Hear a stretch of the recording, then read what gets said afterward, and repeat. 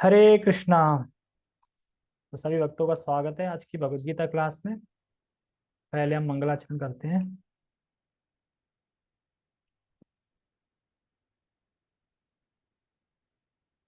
हरे कृष्णा। ओम अज्ञानतिमिरान्धस्य ज्ञानञ्जनशलाकया चक्षुरुन्मीलितं येन तस्मै श्रीगुरुवे नमः। श्रीचैतन्यमनोभीष्टं स्थापितं येन भूतले स्वयं रूपः कदा मह्यं ददाति स्वपदान्तिकम्। वन्देऽहं श्रीगुरुः श्रीयुतापदकमलं श्रीगुरून् वैष्णवांश्च श्रीरूपं साग्रजातं सहगण रघुनाथं वितं तं सजीवं साधुवेतं सावधूतं परिजनसहितं कृष्ण चैतन्य देवं श्री राधा कृष्ण पादान सहगण ललिता श्री विशाखांत विशांच। हे कृष्ण करुणा सिंधु दीन बंधो जगतपते गोपेश गोपिका कांता राधा कांता नमोस्तुते। तप्त कांचन गौरांगी राधे वृंदावनेश्वरी वृषभानुसुते देवी प्रणमामि हरिप्रिये। वाञ्छाकल्पतरुभ्यश्च कृपा सिन्धुभ्य एव च पतितानां पावनेभ्यो वैष्णवेभ्यो नमो नमः। जय श्री कृष्ण चैतन्य प्रभु नित्यानंद श्री अद्वैत गदाधर श्रीवासादि गौर भक्तवृंद। हरे कृष्णा कृष्णा कृष्णा हरे हरे हरे राम राम राम हरे हरे। रामाय रामभद्राय रामचंद्राय वेदसे रघुनाथाय नाथाय सीताया पतये नमः। नमो विष्णुपादाय कृष्णपृष्ठाय भूतले श्रीमते भक्ति वेदांत स्वामिने इति नामिने। नमस्ते सारस्वते देवे गौरवाणी प्रचारिणे निर्विशेष शून्यवादी पाश्चात्य देश तारिणे। हरे कृष्णा। ठीक है। ठीक है, लाइट ये चालू कर देगी वाली। ओके। तो आज बहुत अच्छा श्लोक है। आज ऐसा श्लोक है कि प्रभुपाद जी इसमें बताएंगे प्रैक्टिकल कौन से कर्म हैं, मतलब जो कि हमें भगवान को अर्पित करने हैं। वैसे तो इसमें सारा कुछ ही भगवान ने ले लिया है कि हम जिन जिन कार्यों को करते हैं सारे कार्य हमें भगवान को अर्पित करने चाहिए। ठीक है। और इस श्लोक ही इसलिए महत्वपूर्ण है कि इस श्लोक को अगर हम अपने जीवन में धारण कर लेंगे तो हमारा भगवान के धाम जाना और निश्चित हो जाएगा। ठीक है। तो पहले हम शुरू करते हैं, इस श्लोक को उच्चारण करते हैं। यत् करोषि यत् शृणासि यज्जुहोषि ददासि यत् यत् पश्यसि कौन्तेय तत् कुरुष्व मद अर्पण। यत् करोषि यत् शृणासि यज्जुहोषि ददासि यत् यत् पश्यसि कौन्तेय तत् कुरुष्व मदर्पणम्। यत् करोषि, जो कुछ भी करते हो। यत् शृणासि, यानी जो कुछ भी खाते हो। यज्जुहोषि, जो कुछ भी अर्पित करते हो, मतलब जो कुछ भी अर्पित करते हो। ददासी यत्, या कुछ तुम दान करते हो।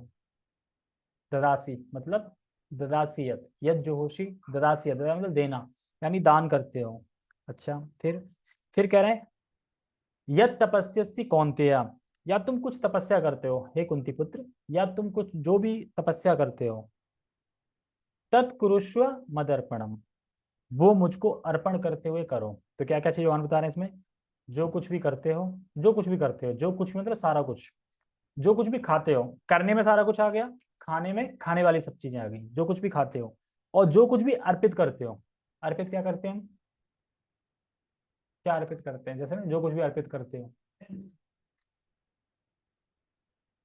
हाँ, भोग अर्पित करते हैं, दान भी अर्पित करते हैं, दान देते हैं। तो ये सब जो कुछ भी अर्पित करते हो, या जो कुछ दान देते हो, या फिर या तुम कुछ तपस्या करते हो। तपस्या मतलब क्या, हम कौन सी तपस्या करते हैं। हाँ, तपस्या है सुबह पता चलता है, सुबह जब अलार्म बजती है ना तब लगता है तपस्या। अभी शाम को नहीं लगता बिल्कुल, शाम को लगता है बस अब तो मैं खड़ा होके ही रहूंगा। मैं रोज सोचता हूँ कि खड़ा होके रहूंगा, रोज अलार्म बजती है, रोज बंद कर देता हूँ, और फिर लेट हो जाता हूँ। यानी ये सुबह खड़े होना, अगर कोई सुबह खड़ा हो जाए तो समझो उसने 90% जब कर लिया। अब 16 माला अगर सुबह खड़ा हो गया, जो 4 बजे जो खड़ा हो जाएगा वो कर लेगा। लेकिन अगर खड़े ही नहीं हो पाए तो फिर दिक्कत है, फिर दिन में रगड़ते रहो माला। दिन में तो माला माला थोड़ी होती है, दिन में संख्या पूरी होती है खाली, और संख्या पूरी हो रही है नाम। 16 माला में अगर 16 माला भी कर ली तो एक भी नाम ध्यान नहीं होगा, एक भी नाम ध्यान नहीं होगा, कि मैंने सुना हो। या तो सुबह तक, सुबह भी ऐसा लगता है कि एक भी नाम याद नहीं आता। 16 कर ली, मान लो 16 में 108 माला, एक माला हो गई, क्या कुछ याद रहता है कि मैंने कितनी बार गिना, कितना, कुछ याद नहीं रहता। अगले पे बस वो रहता है, तो कुछ याद नहीं रहता। प्रभु मैं सुबह खड़ा हो जाता हूँ, फिर सो जाता हूँ। बात तो वही है, नहीं खड़े होने के बाद कैसे सो जाते हैं? जैसे खड़े होने के बाद 5 मिनट बाद तो नींद खुल जाती है ना, बिल्कुल 5 मिनट 2 मिनट बाद ही खुल जाती है। लेकिन वो ये कि अगर नींद में है और खड़े हो गए हैं तो फिर तो सोने के चांस है। इसलिए सबसे पहले खड़े होते ही मुंह धो लेना चाहिए, आंखों को धो लेने ठंडे पानी से। कपड़े कौन धोता है अभी? चलो कोई नहीं, ठीक है। हाँ, तो इसमें क्या कह रहे हैं, क्या क्या चीज ले दी? जो कुछ भी करते हो, जो कुछ भी खाते हो, जो कुछ भी अर्पित करते हो, और जो भी तुम तपस्या करते हो, हे कुंती पुत्र वह मुझे अर्पण करते हुए करो। तो जीवन में हम जो कुछ भी क्रियाएं करते हैं, पूरे जीवन में, पूरे दिन में जो कुछ भी क्रियाएं करते हैं, सब इसमें ले लिया है भगवान ने। किस में ले लिया है? सबसे पहले यत करोषि, यत करोषि में सारा कुछ आ गया है। नहाना, धोना, बाथरूम जाना, या जो भी कुछ क्रियाएं अपनी, बुरुश करना। अब कोई कहेगा बुरुश करना ये कैसे भगवान को अर्पित करेंगे? बुरुश को लेके अर्पित करते हैं क्या भगवान को? कैसे? हाँ, अगर भगवान के लिए कर रहे हैं तो अर्पित है। हाँ, भगवान के लिए कर रहे हैं और भगवान को फिर अर्पित भी करना है भाई, कि भगवान मुझे आज जो भी समय मिला, जो भी किया, तो मैं करता हूँ। अभी मैं बताऊंगा एक फॉर्मूला कि कैसे हम दिन में अर्पित कर सकते हैं। अब झगड़ा किस बात का है? भगवान ने सब कुछ मतलब जो यद करो, उसकी जो कुछ करो मुझे अर्पित करते हो, फिर झगड़ा किस चीज का है? तो झगड़ा इस चीज का है कि दो मतभेद हैं इसमें। कुछ लोग ये कहते हैं कि ये शुद्ध भक्ति है, सब कुछ भगवान को अर्पित कर रहे हैं तो शुद्ध भक्ति हो गई। कुछ लोग कहते हैं शुद्ध भक्ति है क्योंकि पूरी तरह भगवान को समर्पित है, सारा कुछ यद करो, सारा कुछ भगवान को समर्पित है, तो ये शुद्ध भक्ति हो गई। कुछ कहते हैं नहीं ये शुद्ध भक्ति नहीं। कुछ लोग कहते हैं तो कर्म योग है, सारे कर्म कर रहे हैं ना, वही तो भगवान को समर्पित कर रहे हैं कर्म, तो ये तो कर्म योग हो गया। मतलब योग मतलब जो भी ये कर्म कर रहे हैं भगवान के लिए कर रहे हैं, तो ये कर्म योग है, क्योंकि सारे कर्म भगवान को समर्पित है। पर आचार्य कहते हैं दोनों ही नहीं है, ये दोनों ही नहीं है, ये शुद्ध भक्ति भी नहीं है और ये कर्मयोग भी नहीं है। कर्मयोग से ऊपर है, शुद्ध भक्ति से थोड़ा नीचे है, यानी बीच में है, माध्यम मध्यम। तो आचार्य इसमें कहते हैं कि दोनों नहीं है। देखो कर्मयोग से तो श्रेष्ठ है, जैसे कि जो कर्मयोग करते हैं, कर्मयोग में क्या करते हैं कि फलाना फलाना कर्म करेंगे, किस लिए कर रहे हैं कि फलाना फलाना देवता को दे रहे हैं, या किसी भगवान को, मान लो भगवान के लिए भी कर रहे हैं, लेकिन पीछे मंशा है कि मैं ये कर्म कर रहा हूँ मुझे ये मिल जाए। जैसे कर्म कांड में नहीं होता है, जो भी हम कर्म करते हैं अगर मान लो भगवान ही कर रहे हैं लेकिन पीछे मंशा रहती है। लेकिन उस कर्म में मान लो अगर मंशा भी नहीं है, अगर मंशा भी ठीक है, लेकिन उस कर्म में नहाना कर्म तो नहीं अर्पित कर रहे हो ना तुम भगवान को। नहाना नहीं है, बुरुश करना नहीं है, ये सब चीजें तो नहीं कर रहे हैं ना, उठना बैठना खाना पीना ये नहीं कर रहे हो। वैसे कर्म कर रहे हो ना, कि जैसे मान लो तुम जॉब पे गए, अब जैसे यार मान लो 2 घंटे कहीं काम करने गए, वो 2 घंटे जो मिला वो थोड़ा दे दिया भगवान को, तो वो कर दिए, लेकिन नहाना धोना ये तो नहीं हो रहा ना फिर। तो इसीलिए बता रहे हैं कि इसमें नहाना धोना भगवान को समर्पित कर्मयोग से तो श्रेष्ठ है, इसमें नहाना धोना सब भगवान से समर्पित है। तो कर्मयोग से श्रेष्ठ क्या है? ये यत करोषि, मतलब ये जो बता रहे हैं कर्मयोग से इसलिए श्रेष्ठ है कि इसमें नहाना धोना उठना बैठना सारी क्रियाएं वो भी भगवान को समर्पित है, तो इसलिए कर्मयोग से श्रेष्ठ है। और ये शुद्ध भक्ति योग क्यों नहीं है? कर्मयोग से तो बता दिया कि कर्मयोग नहीं है, कर्मयोग से थोड़ा श्रेष्ठ है, अच्छा, लेकिन शुद्ध भक्ति योग नहीं है। तो बता दें शुद्ध भक्ति का मतलब है अन अभिलाषिता शून्य, मतलब और कोई अभिलाषा नहीं है, सिर्फ भक्ति की अभिलाषा है और कोई अभिलाषा नहीं है, तो वो शुद्ध होता है। तो भगवान कृष्ण को अगर सुख देने के लिए जो डायरेक्ट कार्य किए जाते हैं, जैसे श्रवण कीर्तन स्मरण इत्यादि, ये शुद्ध भक्ति है। शुद्ध भक्ति क्या है? भगवान को सुख देने के लिए, भगवान को प्रसन्न करने के लिए डायरेक्ट भगवान के लिए कार्य करें। डायरेक्ट भगवान के कार्य कौन से थे? जप करना, और जप करना, श्रवण करना, कीर्तन करना, स्मरण करना, या भगवान को भोग अर्पित करना, या फिर भगवान के अर्च विग्रह करना, ये डायरेक्ट सेवा है भगवान की, डायरेक्ट। ठीक है, डायरेक्ट मतलब कि तुम डायरेक्टली कर रहे हो ना इस तरीके से। अब मान लो तुम नहा रहे हो, वो डायरेक्ट सेवा तो नहीं है ना, नहाना डायरेक्ट सेवा तो नहीं है ना भगवान की। जरिया बन रही है ना कि मैं नहा इसलिए रहा हूँ कि मैं करूंगा, लेकिन डायरेक्ट सेवा तो नहीं हो रही ना। डायरेक्ट सेवा दी हो रही है जो मैं जब कर रहा हूँ बैठ के, ये डायरेक्ट सेवा हो रही है। या कथा कीर्तन, ये सब डायरेक्ट सेवा है भगवान की। तो जो डायरेक्ट सेवा है जैसे श्रवण कीर्तन, जो नौ नवदा भक्ति है, ये शुद्ध भक्ति है। तो इसका फायदा क्या होगा? तो भगवान अगले श्लोक में बताएंगे कि इसका फायदा क्या होगा जो डायरेक्ट सेवा में लगा है। या फिर ये जो श्लोक बता रहे हैं, यत् करोषि, ये तो कर्म योग से तो श्रेष्ठ है, पर शुद्ध भक्ति नहीं है, तो इससे फायदा क्या होगा मैं। तो इस फायदे को भगवान अगले श्लोक में बताएंगे। और ये किसके लिए है? ये ब्रह्मचारी के लिए है क्या? यत् करोषि यत् रसासी, जो भी तपस्या करते, जो भी काम देते हो, ये एक्चुअली ऐसे गृहस्थ के लिए है, क्योंकि अर्जुन कौन थे? गृहस्थ थे, तो अर्जुन को तो बता रहे हैं। तो गृहस्थों के लिए है, क्योंकि गृहस्थों को सुबह और शाम डायरेक्ट सेवा करनी चाहिए भगवान की। डायरेक्ट मतलब सुबह का पूरा जप हो गया, और सुबह की कथा हो गई, और प्रसादम हो गया, भोग अर्पित हो गया, ये सब चीजें डायरेक्ट सेवा है। तो ये सुबह हो गई, ऐसे इवनिंग में, शाम में, तो ये डायरेक्ट सेवा होगी। लेकिन बीच में जो टाइम बच रहा है, बीच में जो अपन अन्य कार्य करते हैं, जैसे अब जॉब पे गए, सारा कर रहे हैं, तो वो मैं कार्य इसलिए कर रहा हूँ कि इन कार्यों से जो मैं डायरेक्ट भक्ति कर रहा हूँ उसमें सहायता मिले, उसमें बढ़ू मैं।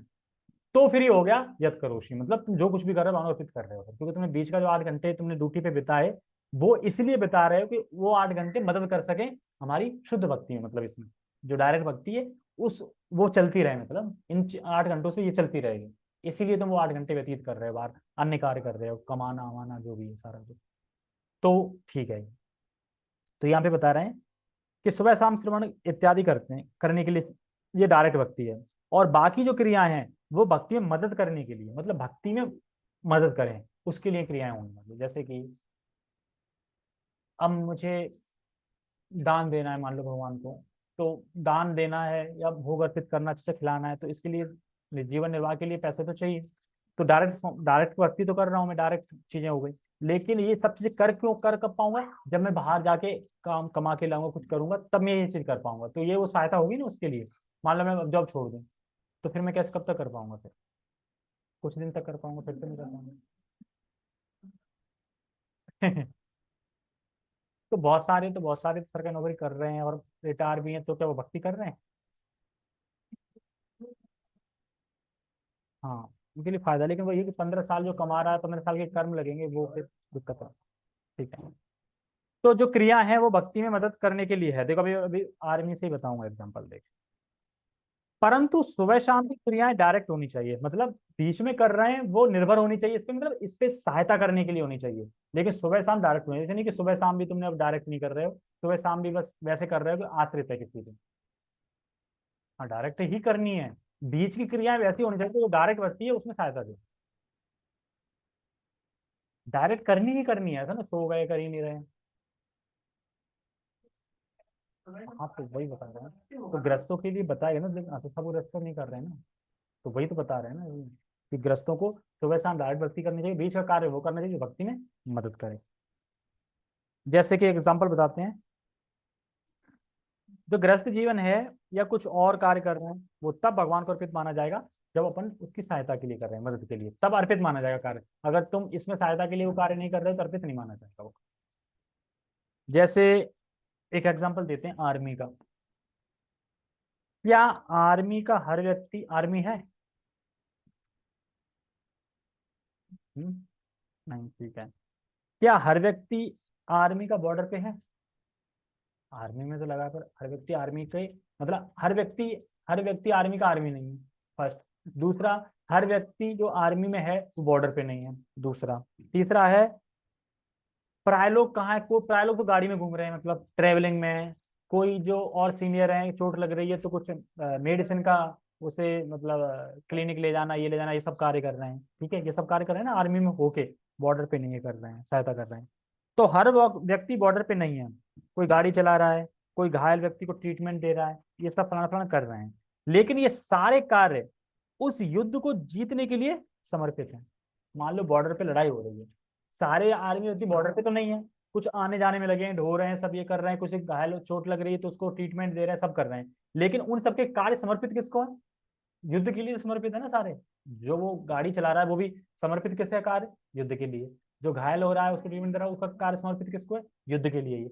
इसी तरीके से डायरेक्ट हम जो भक्ति कर रहे हैं और बाकी के जो युद्ध कर रहे हैं, जो कार्य कर रहे हैं, वो समर्पित किसको है, उसी को, जो भक्ति इससे हमारी और बढ़े। तो ये एक एग्जाम्पल दिया था जीतने का, ये समर्पित है। तो ये बहुत महत्वपूर्ण श्लोक है। जैसे यहाँ पे बलदेव विद्याभूषण जी अपने टीका में बताते हैं इसी में, कि यहाँ 3 प्रकार के भक्तों का वर्णन है। एक है तनिष्ठ, एक है परिनिष्ठ, एक है निरपेक्ष। निरपेक्ष तो मतलब अब उसे कोई होश नहीं है, वो बस भगवान में एकदम बढ़िया से भक्ति में लगा है। जैसे कि गौर किशोरदास बाबा जी थे, लेटरिंग में जाके माला करते थे। तो उनके शिष्य के वो थे विमला प्रसाद थे, कौन थे, जिन्होंने बोला था कि जाओ गौर किशोर बाबा जाओ उनसे मिलो, वो आपको मतलब दीक्षा वगैरह जो भी देंगे। तो उनके पास गए, गेट खड़ाते, वो गेट ही नहीं खोलते हैं। जैसे उन्होंने बताया कि मुझे फलाना फलाना उन्होंने भेजा है, उसकी सिद्धांत सर से नाम याद नहीं आ रहा, तुरंत एकदम खोल के गेट, तुरंत आंदोलन कर दिया और फिर गेट लगा दिया। मतलब वैसे खोल नहीं रहे थे, टाइम लग रहा है। तो वो लैट्रिन में क्यों करते थे जब, क्योंकि ताकि कोई डिस्टर्ब ना करे। लैट्रिन में, पब्लिक लैट्रिन कोई आता है नहीं है, ठीक है, आके बैठ गए आराम से नीचे और बस माला करना है अपनी, कोई होश ही नहीं है। इस तरीके से मतलब कपड़े अपड़े ऐसे ही फटे पुराने इस तरीके से। तो ये निरपेक्ष मतलब कि अब कोई जगत से मतलब नहीं है, वो तो भगवान को सुन। और जो सनिष्ठ होते हैं, सनिष्ठ आते हैं जो कि कर्म कांड करते हैं, वर्णाश्रम के जो कर्म है ना उनका पालन करते हैं। और जो परिनिष्ठ हैं वो आते हैं कि वो भक्त हैं, शुद्ध भक्त हैं, लेकिन एग्जाम्पल देने के लिए वर्णाश्रम के कार्यों को कर रहे हैं, ताकि जो लोग भक्ति नहीं कर रहे हैं वो देख के फॉलो करें।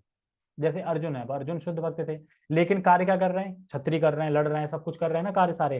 तो उनको देख के वो अपना धर्म समझे और भक्ति में आगे बढ़े, मतलब एग्जाम्पल देने के, उदाहरण देने के लिए।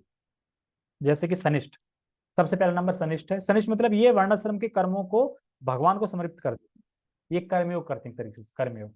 जैसे कुछ कर्म किया उसको समर्पित कर दिया। जैसे मान लो मैं 1 किलो सेब लाया, 2 सेब भगवान को चढ़ा दिए, इस तरीके से, ठीक है।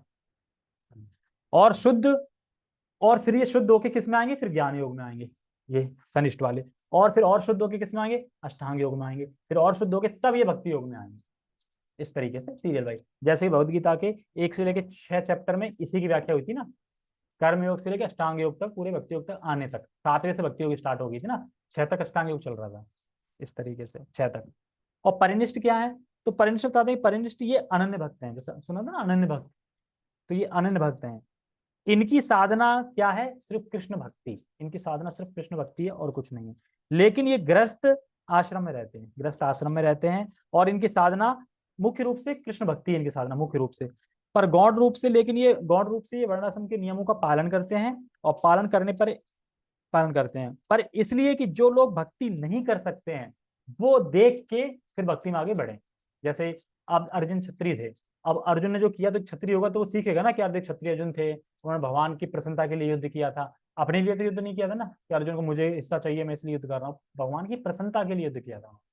तो भगवान ये कह रहे हैं कि युद्ध मतलब हमारा कहाँ युद्ध है, मन से, काम क्रोध लोभ बाहर से, हमारा इससे युद्ध है। तो हमें अपना युद्ध मतलब कि करना है भगवान की प्रसन्नता के लिए, कि जो जो भगवान बोल रहे हैं, जो जो गीता में इंस्ट्रक्शन दिए हैं वो इंस्ट्रक्शन करनी है। जैसे सर्वधर्म प्रतिज्ञ दिया है, और मन मना मद भक्त, इस तरीके से।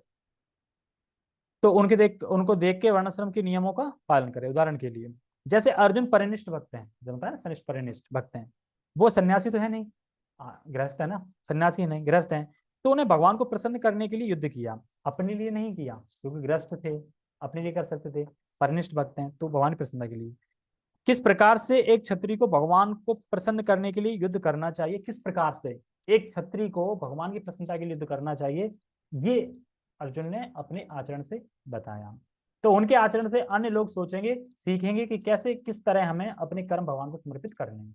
अर्जुन ने कैसे अपने कर्म समर्पित करे भगवान को, ऐसे ही हमें किस तरीके से करने हैं, ये लोग जो भी ग्रस्त हैं, जो पढ़ेंगे आगे, वो सीखेंगे। जैसे एग्जाम्पल एक देते हैं ग्रस्त का, कोई ग्रस्त ये तो नहीं कह सकता कि मैं परिवार का पालन करने से धाम चला जाऊंगा। क्या कोई ये ग्रस्त कह सकता है कि मैं अपने परिवार का पालन कर लूंगा और धाम चला जाऊंगा?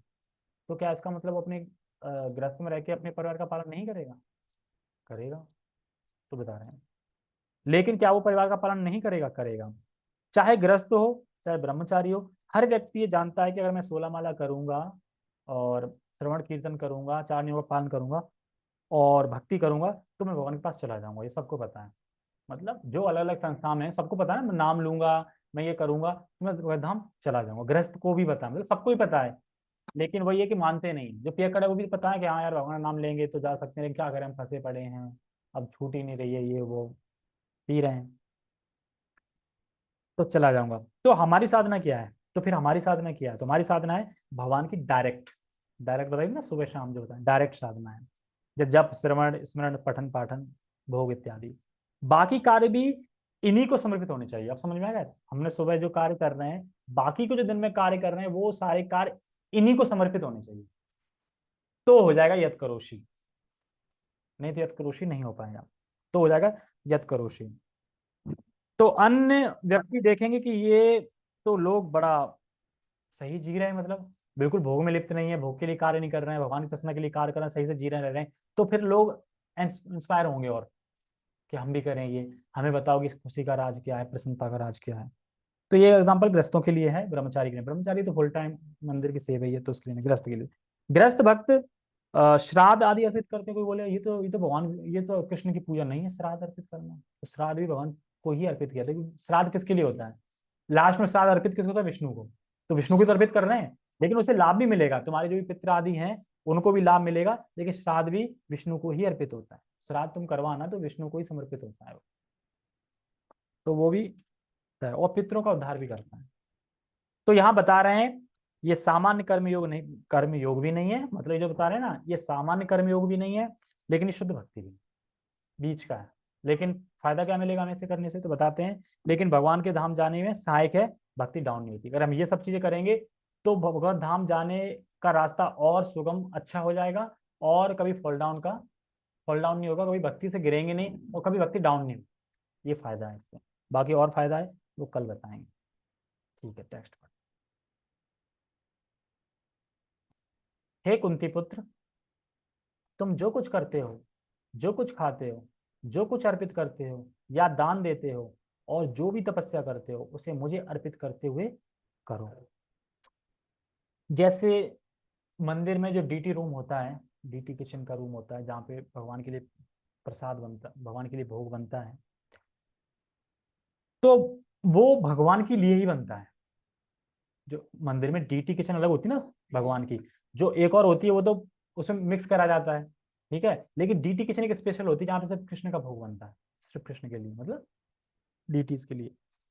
तो वो हमेशा बनता है, भगवान को ध्यान में रखकर बनाया जाता है, मतलब भगवान के लिए बन रहा है, भगवान को ध्यान में रखकर बनाया जाता है।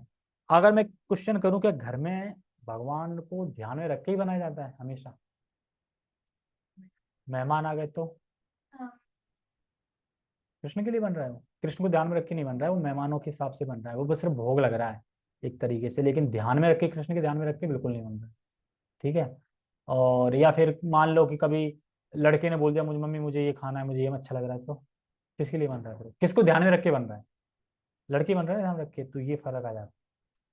सिर्फ कृष्ण के लिए नहीं बनता, कृष्ण को ध्यान में रख के नहीं बनता। वो ये है कि अभी अपन शुरुआत कर रहे हैं तो बस ये है कि भोग लग रहा है।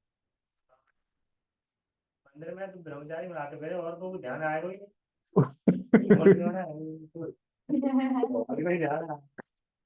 हाँ, तो कुछ भी, तो भगवान को ध्यान में बनाया जाता है, इसलिए बोल रहे हैं जो कुछ भी खाते हो।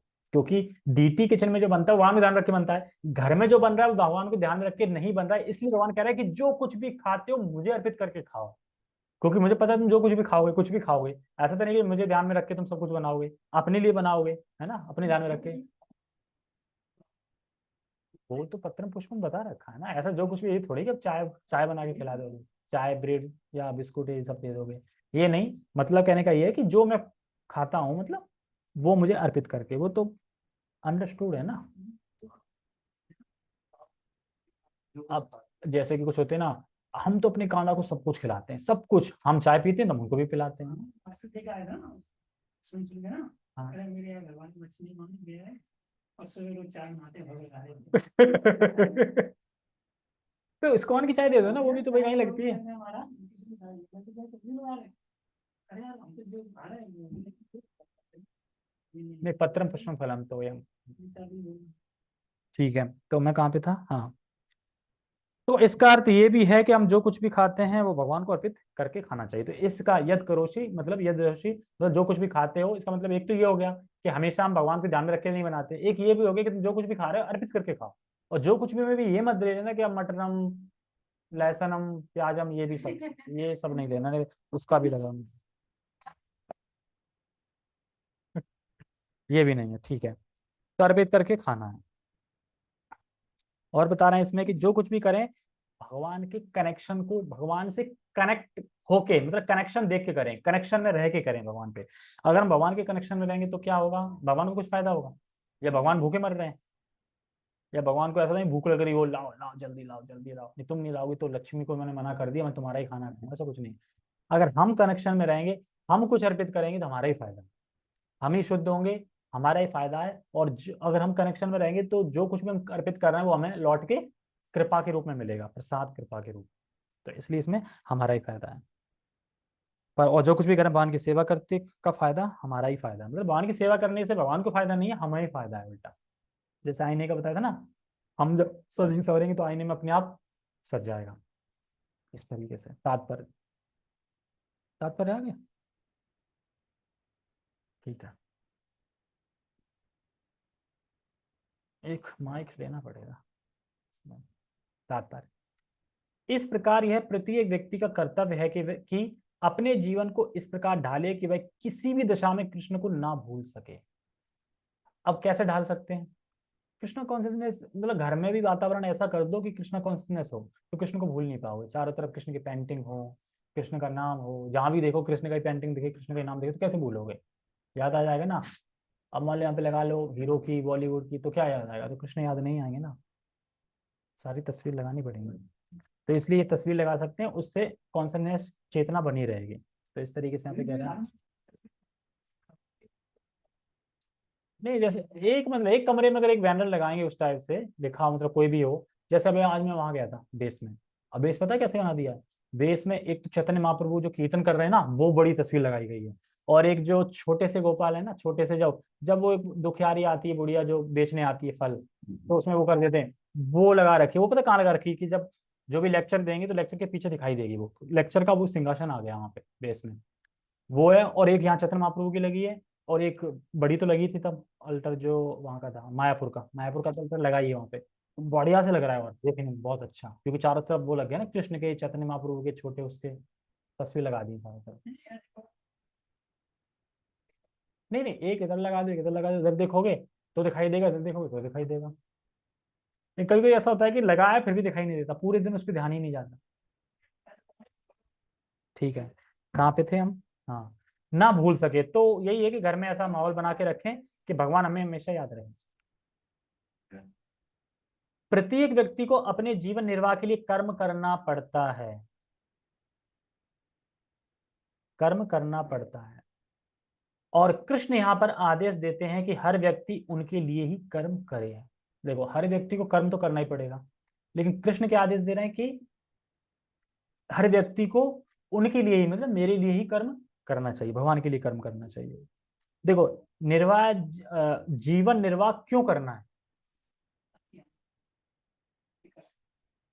हाँ, जीवन निर्वाह क्यों करना है? कि ताकि हमारा शरीर ठीक रहे और हम भक्ति कर सकें। तो बाकी अपने आप ही हो गए ना। अब जीवन निर्वाह के लिए कर्म करोगे, तो कर्म कर रहे हो तुम, लेकिन क्यों कर्म कर रहे हो? कि ताकि मैं भक्ति कर सकूं। तो सारे जो कर्म करे वो समर्पित हो गए ना ऑटोमेटिक। लेकिन अगर तुम ये सोच रहे हो कि अरे पेट के लिए तो जीना ही पड़ेगा, तो फिर नहीं हो रहा समझे, तो कैसे हो रहा है? क्योंकि जीवन निर्वाह क्यों करना है मुझे? क्योंकि मैं भक्ति करूंगा, भक्ति कर सकूं तभी तो, ये सोच के। तो फिर जीवन निर्वाह करोगे, तुम करोगे मतलब कार्य करोगे, बाहर कार्य करोगे तो समर्पित है ऑटोमेटिक, ये बता रहे हैं यहाँ पे। तो जीवन निर्वाह के लिए धन कमाते हैं तो कृष्ण को समर्पित हो गया अपने आप ही, क्योंकि हम भक्ति करने के लिए जीवन निर्वाह में करना है। जैसे एक होता है कि जी रहे हैं, एक होता है क्यों जी रहे हैं, या एक होता है खाने के लिए जी रहे हैं, एक होता है कि जीने के लिए खा रहे हैं। ऐसा करके ना, हम खा इसलिए ताकि जीते रहें। एक होता है कि यार इसलिए जी रहे हैं कि मतलब जीना है तो खाना तो पड़ेगा ही, या खाना है तो जी पाएंगे, ऐसे करके इस तरीके से समझ लो। आगे बढ़ो। प्रत्येक व्यक्ति को जीवित रहने के लिए कुछ ना कुछ खाना पड़ता है, अतः उसे चाहिए कि कृष्ण को अर्पित भोजन के उच्छिष्ट को ग्रहण करे। भगवान के उच्छिष्ट को ही हमें ग्रहण करना चाहिए। अब इसमें बड़ी कठिन वाली बात बोल रहे थे प्रभु जी इसमें, कि ये बहुत बड़ी कृपा है कि कोई माँ अगर अपने बच्चे को भगवान का प्रसाद दे।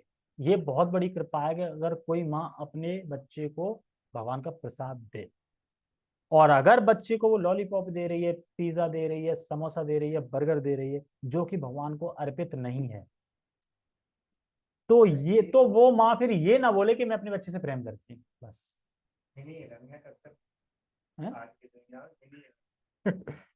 बोल सकते हैं, क्योंकि भगवान 3:13 में क्या बोल रहे हैं, जो मुझे भोग लगा कर मुझे अर्पित करके नहीं खाते वो पाप खा रहे हैं। यानी तुम अपने बच्चे को पाप खिला रही हो, फिर तुम ये नहीं बोल सकती ना कि मैं अपने बच्चे से प्रेम करती हूँ। बोल सकते हो तो? बोलने का अधिकार ही नहीं। कब अधिकार है? अगर प्रेम करती हो तो फिर उसे पाप क्यों दे रही हो, तो पाप क्यों खिला रही हो फिर उसे? फिर तो अर्पित किया भोजन खिलाओ। तो यहाँ पे बता रहे थे कि नहीं, तो ये मत बोलना कि बेटा मैं तुमसे प्रेम करती हूँ, ऐसा क्यों? तो देख लो 3:13 समझ में आ जाएगा। जैसे कि एक प्रसाद की क्या महत्व है, मतलब तो रावणाचार्य का एक कथा आती छोटी सी, कि रावणाचार्य के एक गुरु थे यादव प्रकाश। तो यादव प्रकाश थे, तो यादव प्रकाश जहाँ रहते थे वहां के गांव से जो राजा थे, राजा की लड़की के ऊपर भूत चढ़ गया। राजा की लड़की के ऊपर भूत चढ़ गया। अब कौन था? पूरे यही थे, ये क्या बोलते हैं, प्रकाश यादव ये थे, मतलब विद्वान जो थे, गुरु थे। अब बुलाया जाए इनको, यही भूत निकाल सकते हैं। तो जब भूत निकालना है तो भूत ने एक थप्पड़ दिया इनमें, और कह रहा भूत कि मैं तुमसे जाने वाला नहीं हूँ, तुमसे तो किससे जाओगे? तुम्हारा जो शिष्य है रामानुजाचार्य उसको बुलाओ, तब जाऊंगी मैं। तो फिर रामानुजाचार्य के शिष्य को बुलाया गया, तब भूतनी निकली। तो भूतनी ने पहले बताया ज्यादा प्रकाश को कि तुम पिछले जन्म में कौन थे, क्योंकि भूतनी में इतनी शक्तियां होती हैं, मतलब वो बता देते हैं कि तुम पिछले जन्म में गिरगिट थे। लेकिन एक शुद्ध वैष्णव था जिसने भोजन बनाया था और भगवान को अर्पित किया था, उसका उचित थोड़ा तुम्हें मिल गया, तो उसको तुम खा के आज तुम ब्राह्मण कुल में हो, ब्राह्मण हो, और आज तुम शास्त्रों को समझ पा रहे हो सिर्फ खाने से। तो इसलिए हमेशा भोग अर्पित ही खाना चाहिए। मान लो कि अभी कलयुग में जीव कंट्रोल नहीं है, जो भी है, जैसा मन कर रहा है बना लो घर पे, लेकिन अर्पित करके ही खाओ। ये तो नियम बना लो कि मैं अर्पित करके ही खाऊंगा, चाहे भले तुम ब्रेड खा रहे हो, बिस्कुट खा रहे हो, क्योंकि अभी तो वैसे खाना नहीं चाहिए, ब्रेड बिस्कुट ये अर्पित नहीं होते। लेकिन अभी नहीं रह पा रहे हैं, मान लो शुरुआत है, अभी इतना एकदम नहीं छोड़ सकते, लेकिन खाओ अर्पित करके। तो भगवान कहना है यत करोशी, यत यत जोशी, जो तुम खा रहे हो मुझे अर्पित करके ही खाओ। किसमें? हाँ चॉकलेट है बस। नहीं, हाँ, चॉकलेट तो चॉकलेट नहीं होती। अरे वो चॉकलेट दूसरी होगी ना, वैसे ही डेयरी मिल्क थी क्या? बढ़िया आम की ऐसे वैरायटी का देखो, कोल्ड ड्रिंक कहीं संतरा जूस कहीं जूस सब पिएंगे और बने रहे तो मना करते थे इधर। अरे वो सब चीजें मिलती हैं, तो गोविंदा में चले जाना, सब मिलेगा तुम्हें। अरे अर्पित होता नहीं मतलब, वो भी चॉकलेट कौन कौन सी होती थी जो जो अरे जो गोविंदा है, गोविंदा में जो चीज बनती है वो कैसे बनती, कहाँ से आती है, उसमें कुछ नहीं पता।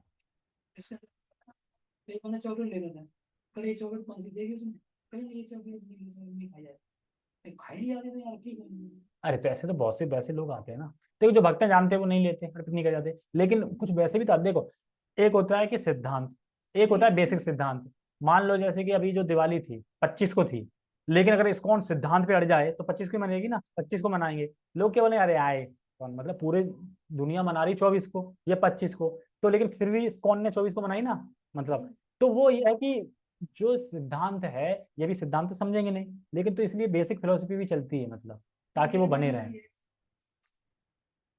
पता नहीं ना पर वो किस चीज की है, अगर एक्चुअली वो चीज नहीं खाई जाती तो तो ऐसा है ना, नहीं। उसमें बहुत से जो गोविंदा में हैं, बहुत से जो नॉन डिवोटी हैं, वो भी तो ऑर्डर बुक कर सकते हैं। तो देखिए ना, उस पे आ रहा है, सब पे आ रहा है ना ऑनलाइन पे, तो जरूरी तो नहीं ना इसको उनका भक्ति बुक करेगा। और मान लो कोई बुक कर रहा है, उसमें चॉकलेट नहीं मिल रही, उसको आइसक्रीम नहीं मिल रही, तो वो कहेगा अरे कैसा रेस्टोरेंट।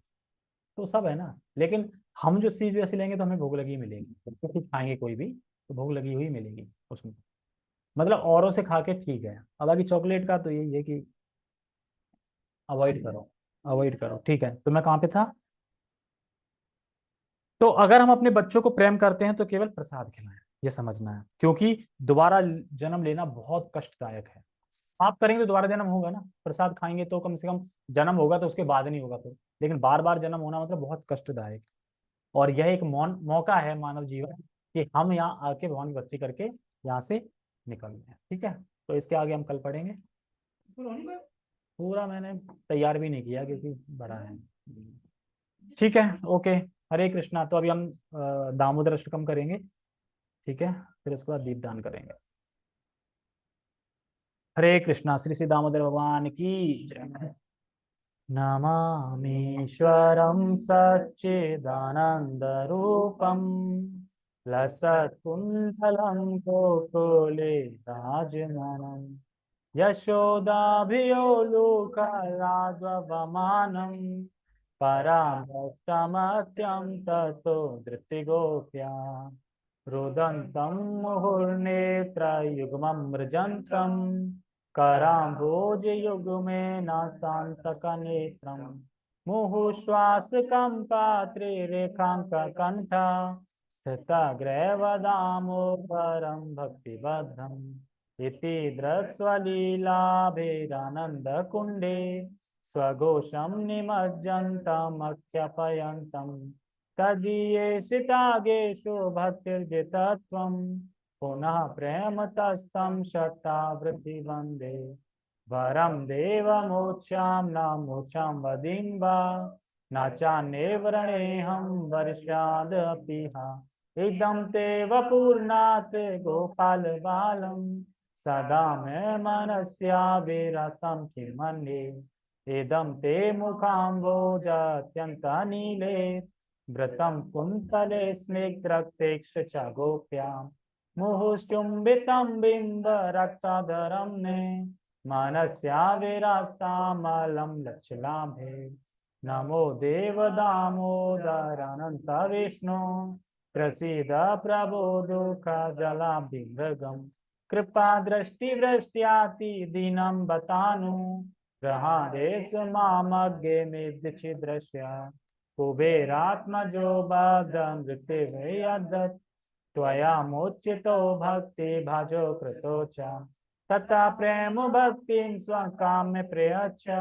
नामोचे ग्रहो मे अस्ति दामोदरेह नमस्तेस्तु दाम्ने स्फुरदीप्तिदाम्ने त्वदीयाधरायाता विश्वसाधाम्ने नमो राधिकाय त्वदीय प्रियाय नमो राधिकाय त्वदीय प्रियाय नमो नन्तलीलाय देवाय तुभ्यं नमो नन्तलीलाय देवाय तुभ्यं हरे कृष्णा कृष्णा कृष्णा हरे हरे हरे राम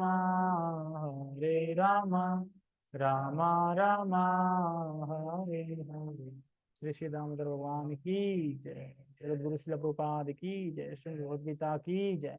निताय निताय गौर प्रेमानंदे। हरि बोल। हरे कृष्णा।